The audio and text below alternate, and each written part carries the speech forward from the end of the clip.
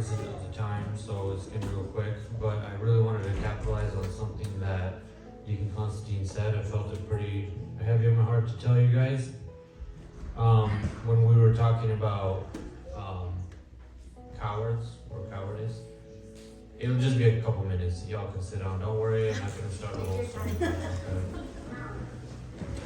But as a wise man said today, this is not a house of schedule, right? So, cowardice versus courage, and we were talking about, I was sitting there listening to all y'all going through definitions of what a coward is and whatnot, and I found it cute. Cowardice versus courage. So the difference is not in the fear. I'm not gonna, usually I like to ask you guys questions to make you think and exercise the noodle, right? But, like again, You're gonna give it to us.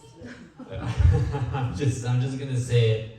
Y'all can do with it what you want. So the difference is not in the fear. You have cowardice and then you have courage.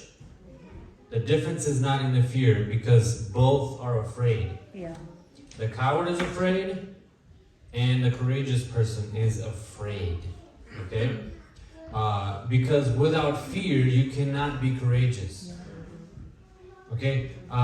Fearlessness is not courage, and that's what, I don't know where we get this idea from. Maybe, I don't know, the movies or what, but you know, it's like if I'm fearless, I'm a big, brave person. No, that's usually out of ignorance. Fearlessness is usually fueled by ignorance.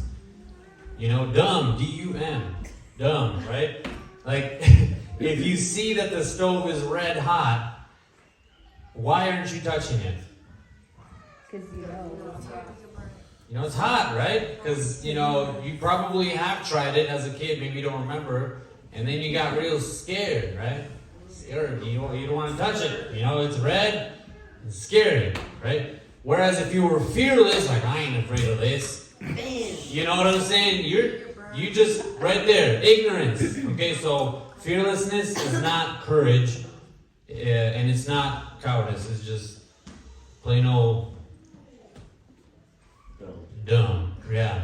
So a couple things. Cowardice is the decision. Okay? Cowardice and courage, they're both decisions. What I mean to say is what determines which one you are. The determining factor is the decision that you make. So both are afraid, right? And both make a decision, right? The coward makes a decision to be safe and or not take risks in the face of fear, right? The courageous person or brave, right, is the person who makes the decision to take that step of faith in the face of fear, right? And or act in the face of fear. You're scared witless, but you're still taking that step. And oftentimes, this is the last thing I'm going to say, and we're going to go. Oftentimes, we associate cowardice and courage with preaching the gospel, which is true, because that is a very common fear. You don't want to be embarrassed in front of your friends, in which case, or your friends that you're embarrassed to talk about Jesus, right? But anyways, be that as it may, you don't want to be the oddball out, you don't want to be,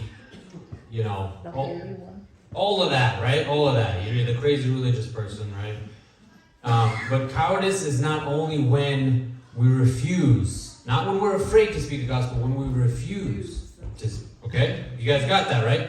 A decision, not the fear. Decision.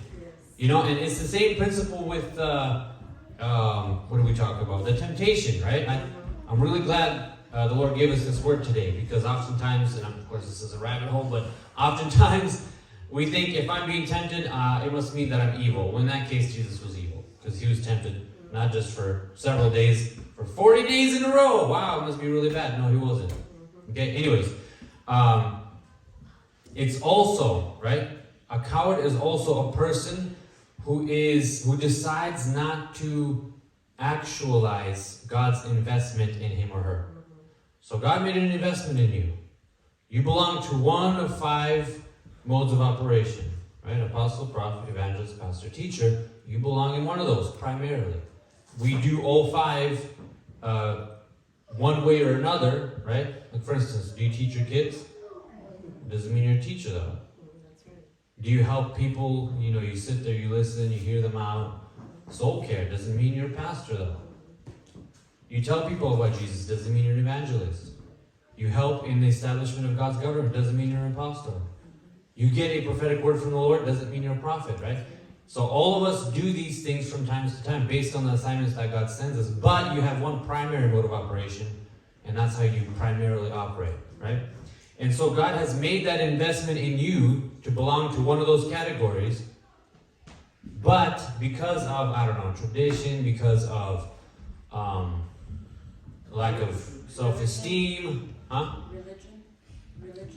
Sure, yeah, you know, whatever the case may be, you don't want to take that step of faith and actually start operating in the investment that God has made. Just like the talents to one who gave 1, 2, and then 5. That guy doubled it, this guy doubled it. The guy with the 1 talent, he's like, well, I don't want to mess this up, right? So, he did nothing with God's investment, and God called that person wicked. Didn't say he was a bad person. A little bit on the ignorant side, right? But he didn't say he was a bad person. The wickedness was not so much moral as it was... Cowardice. What? Well, he buried it. Right. So he was a cowboy. Yes. Is what I was Cowardice. He was afraid. Cowboy. Right? You just look at what he was saying. My master, man, that guy's tough. And he starts listing the reasons, all the risks. Because if he lost that 1 talent, oh boy. He wasn't willing to take the risk. Right? So he made the decision. So anyways, I wanted to put that out there. It's very important because, you know, God is equipping us, and if we don't make, you will be afraid. If you don't know your purpose yet, if you don't know which category you belong to, maybe you do, maybe you don't. If you do, it's time to act. If you don't, it's time to ask, right? Seek. Which one do I belong to? But when you find out, or if you already know, most likely you are afraid to start working in that category, in your mode of operation. What if I mess up? What if I misinterpret the prophetic word that God gave me? What if I teach something inaccurately? What if I don't set it up correctly? What if I try to tell somebody about the gospel and I just Turned down. fall flat on my face? I don't know what to say. You know? That fear is normal. It's what you decide to do with it. Yeah. So start walking in the investment God has made in you. That's all I wanted to say. So, God bless you.